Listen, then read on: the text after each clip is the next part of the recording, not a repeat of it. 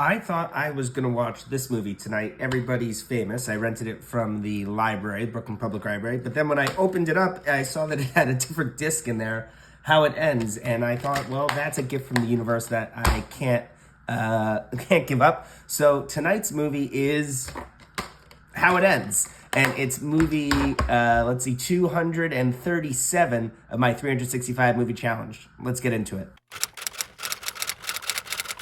Basically, the plot is this woman, Liza, and her younger self. It's the last day on Earth. A meteor is going to strike the Earth, killing everybody at 2 in the morning. And she and her younger self decide to, go on a journey of sort of self-discovery and repair relationships. And, they go through Los Angeles, making amends and, with their mother, father, former friends, ex-lovers, and whatnot.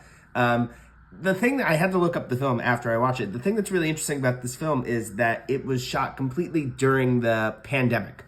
And it really uses that to its advantage. I mean, it's full of, essentially, I think, they were in LA and they were locked down, or, the industry was pretty much locked down. And they decided to make a movie. It's full of a ton of cameos. And essentially the whole movie are these vignettes as Liza and younger Liza are walking through the empty streets of Los Angeles, that they sort of run into these various characters. And the thing with that, it's a little uneven, but, some of the vignettes I found very good, and some of them weren't so bad, but the good news is they only last very shortly. But, obviously shooting during the pandemic, complete shoestring, if any budget at all.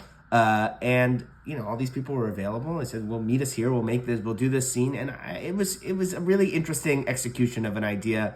And I think having been made during the pandemic, and then the idea of a meteor ending the world sort of lines up there in terms of, what the anxieties were at the time, if you want to put yourself in your 2020 shoes for a moment.